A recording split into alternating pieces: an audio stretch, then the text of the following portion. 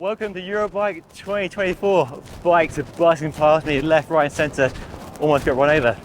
So today in this video I'm going to share some of the cool bikes I've seen in my time here at this huge show. Let's dive in with some really cool bikes. So what do we have here then? This is the Parlee Taos. It's our second new bike in a while. This is a replacement to our Chibako and is our new gravel offering. We're really excited about it. We've been able to do some really cool things as we sort of move into this next generation of gravel 2.0.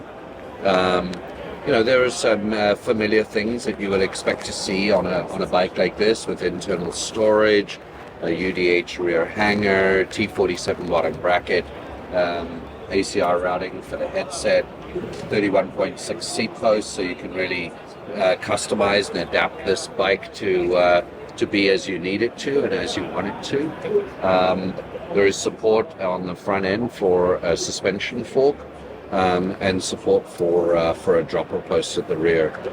Some other things I wanted to point out, though, just sort of the bigger picture here, is this is also a single piece monocoque frame construction, much like the Ure that we released just 2 months ago. Okay. This is also produced in Europe and is available by default in this raw carbon finish. Okay, so you can see the carbon.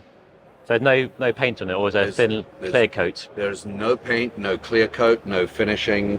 There's no epoxies and fillers. Wow. This is just raw carbon fiber with a little wipe of a protective wax. You can see all the different shapes and pieces, can't you?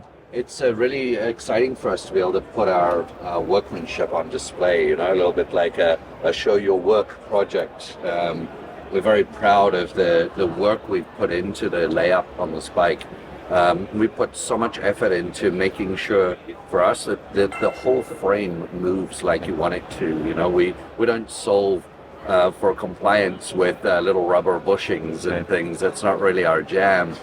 For us, it's really about making sure that the entire frame of the bike functions like it should, and we do that through these really complex carbon fiber layups, way more complex than most manufacturers. Okay. That allow us to really dial in exactly how every single tube moves and behaves.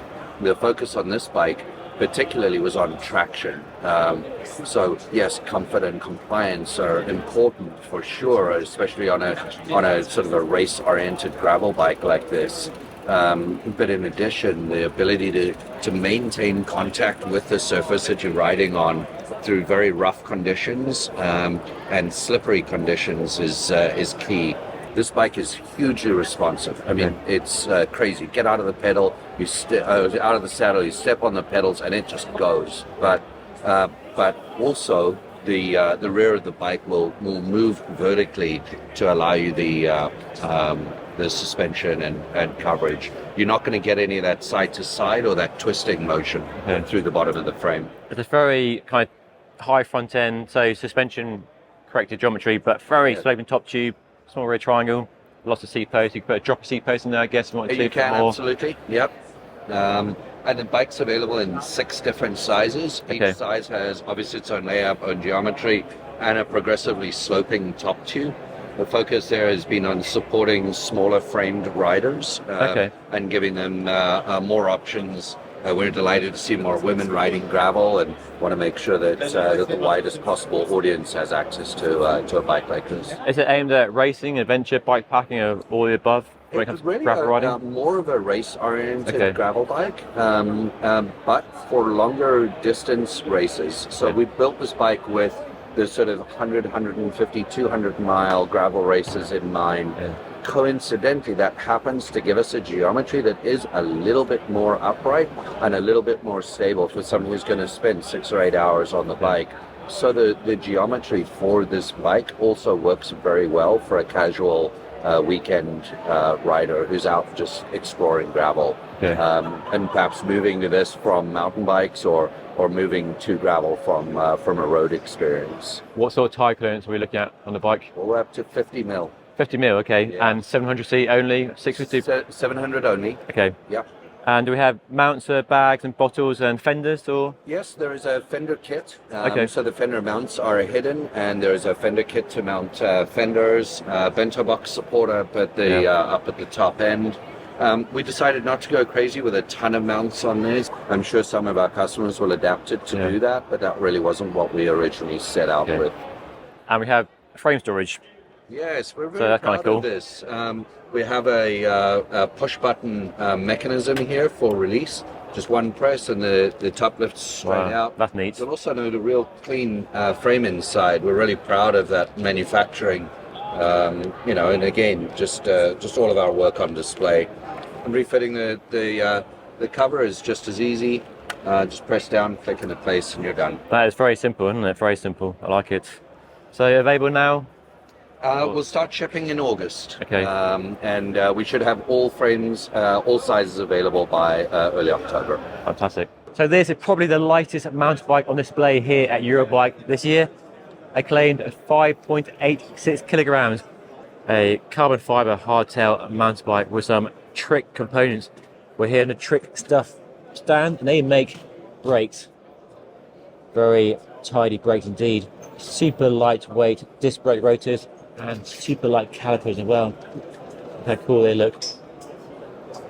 I love the polished fork. Daramo carbon fiber handlebar stem with tunnel routing, and look at the seat post with a built-in saddle. That's pretty funky. No padding on there at all. Very nice. And super lightweight, strip the paint right off. You see a carbon fiber layout on show there.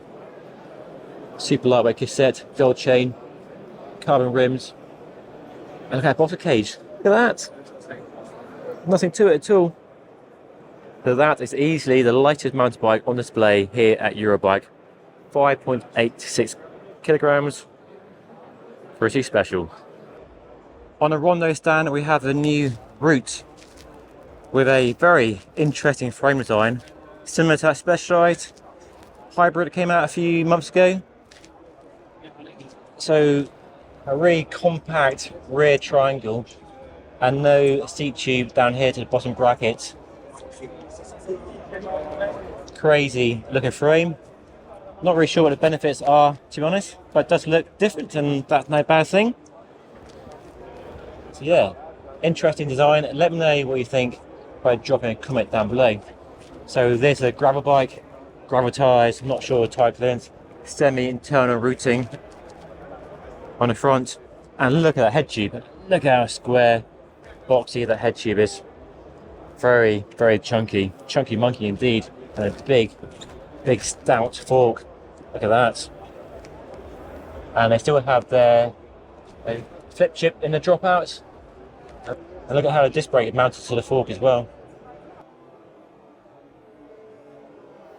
We spent quite a lot of time working on this. The big thing was that we wanted something that fits like a piece of clothing rather than a bag.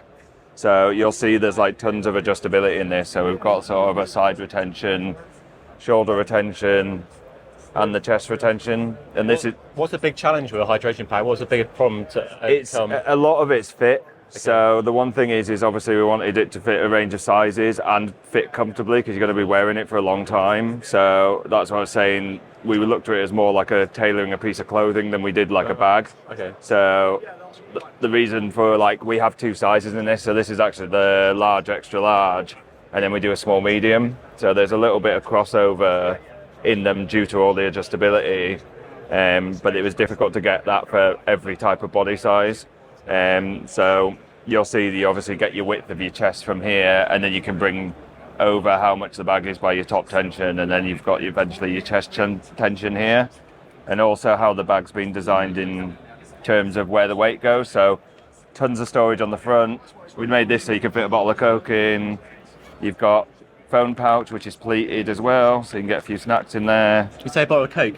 Yeah. Is that based on feedback from... Yeah, so we found a lot of the ultra stuff, you want just a fizzy drink there. And gas station sort of thing. Yeah, stuff. And basically it's the same on the back, so these will fit a bottle in each. These are actually a bit bigger. Okay. So you can get your 2 litres of liquid in, which is what the bladder is in here, but then you can probably fit about another 2 litres of liquid just randomly in bottles as And well. when it's fully loaded up with all that weight, it's still stable and comfortable to dig in. And Yeah, so that's the whole point of it. So, and you'll see like the way it's shaped around as well. There's stuff like this is a higher point just for the fact when you're leaning forward on the bike, you know, it's not pulling from the bottom corner into your ribs.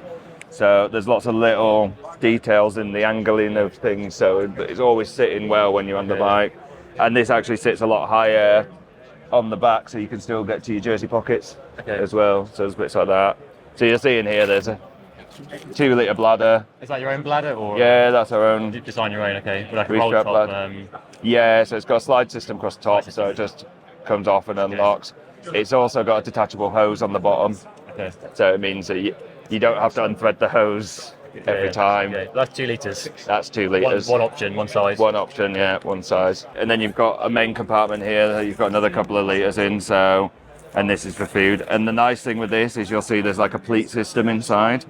So what that does is when your bladder fills up, it goes into the bag, not into your back, because a lot of them, you'll fill up and then the back of it's bowed and you feel like you've got a hunch in your back. So there's nice little bits like that. Have you had people testing this out in actual racing? Yeah, it's been out, quite a few guys on Unbound and stuff. Yeah, quite a few ultras over the last few months. It's probably been on the road for about 6 or 8 months already, so there's been lots of adjustments and lots of our ambassadors who are very different sizes and heights and things. So yeah, it's probably taken a year for it to get to the stage it is. So, and there's even down to like magnetic clips as well, so it's just super easy to put on and off. We've got stuff like a lot of the races, they say like, you know, you need a foil blanket, you need a whistle. Oh, that whistle, and it's a whistle. It is detachable. So you can take it off. Very clever, yeah. So for those people who care about the extra 3 grams, you can take the whistle off. So and available now. The shop soon. Available now. So what have we got here then? New valves. So these are the new ExoCore valves from Stans, first name and tubeless. And what's the big story? Okay, what's the big benefit of these? So number one, they're high flow air and sealant. On top of that, they're extremely simple, extremely clean, and they don't need any tools. And to walk you through it real quick, I'm going to start at the top. We have the tap cap, which stands for twist and pull. Instead of like twisting like back in the olden days, just twist and it comes right off. Okay? And the exo part of the ExoCore is this, I'm going to say it's the exoskeleton, and this is the basic idea of it. So we're going to assume that the tire is filled with air already, and this is on the rim.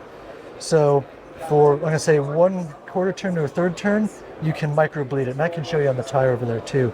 Then go for a full turn, and you can totally blow it all out.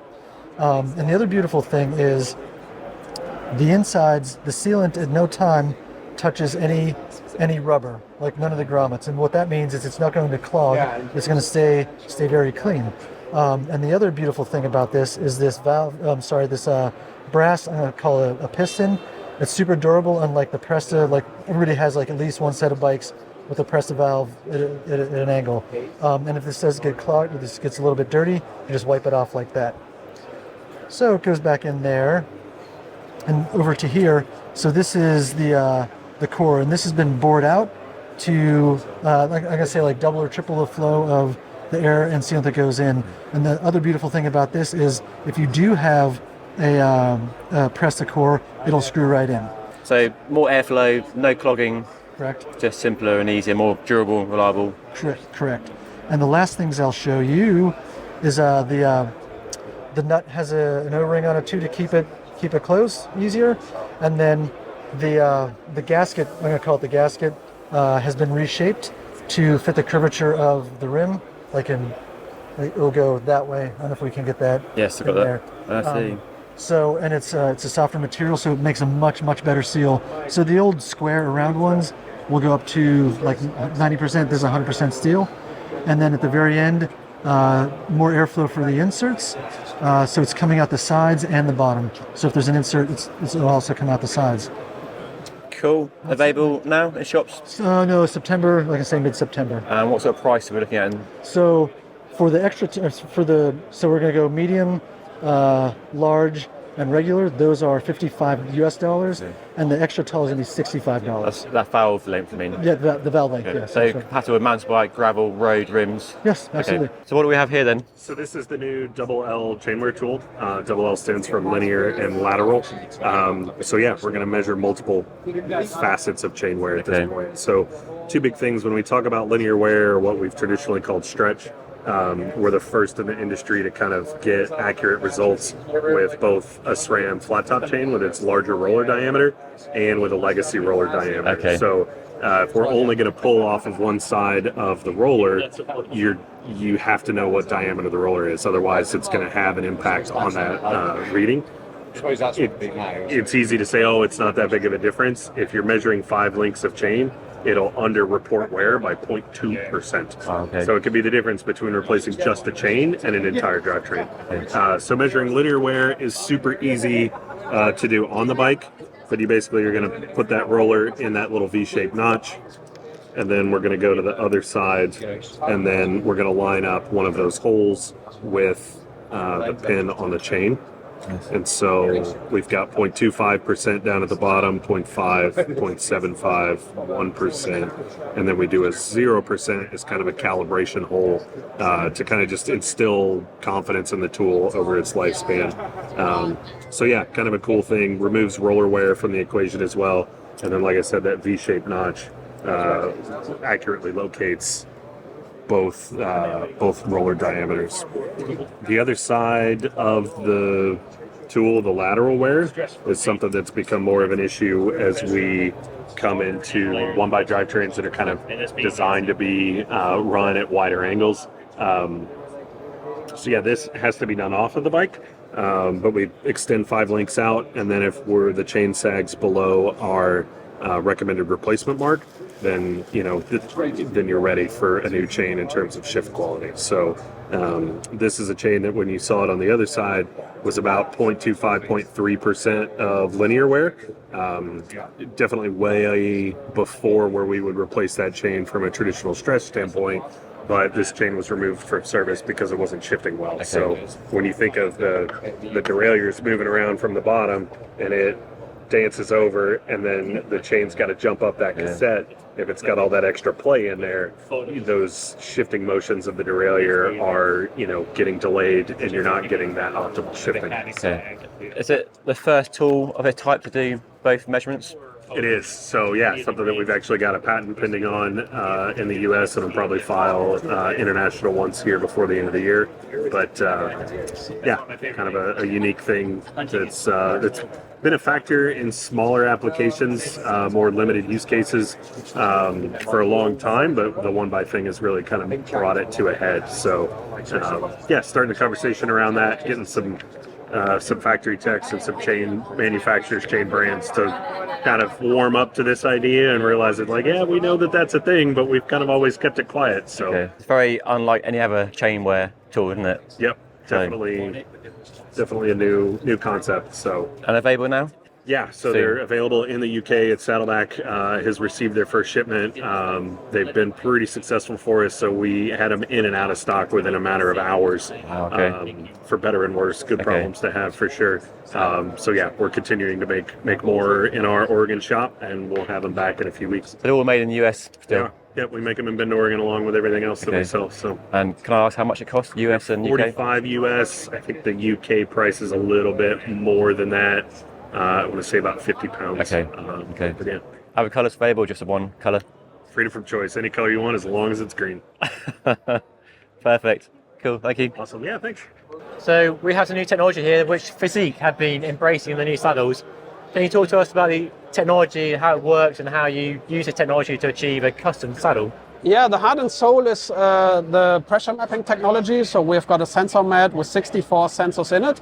And I can just put that sensor mat as a cover on the saddle, and then by connecting that to a software or to an app, like in the case of Fizik, we can measure dynamically what happens in the interaction between the pelvis and the saddle. So we see exactly if you're loading more the right side, the left side, if you're rotating to the front or to the back, if your hip is stable or if your hip is unstable. So you put this on a normal saddle, Yeah, on a we can bike, do that, and you, yeah. and you ride on a stationary trainer, Exactly. and then you have this data here which shows you. And then we see exactly the hotspots. So where are the points that the pelvis is loading more the saddle? And then we can translate that result into, in our case, for example, a bike fit adjustment. Yeah. Let's say maybe it's better to go a little bit lower with the saddle, maybe 5 millimeter lower. Or in the case of Fizik, we can translate that into a custom saddle production. What are the benefits? I know it's a stupid question, but what are the benefits of this over a regular saddle off the shelf? Not everybody is really sitting symmetric on the saddle. So you always have these individual elements. A hotspot can be a little bit more to the front, can be a little bit more to left or to right. And when you do a custom saddle, you don't have to care about a large group of people. You can just care about this individual case and make a product that works as good as possible for this individual case. Okay. Is that the big takeaway you found, that people aren't symmetrical on a saddle? They kind of have a lean to one side or the other side, do they? We see that all the time. Yeah. Okay. Yeah. And you have a lot of bike fit, so positioning details to make it better. Saddle height plays a role, saddle positioning. But of course, you can also work on the saddle model itself to customize it. Okay. What sort of future do you expect to see for this product and your company generally going forward? So we define ourselves as specialists in terms of pressure mapping, and it's definitely our plan to roll that out over, maybe not just over the saddle, but also for other contact points. So I think that we're just at the starting line of this whole project and product line. So you might see gloves or handlebar grips or bar tape perhaps? Or... A lot is possible. Okay, fantastic.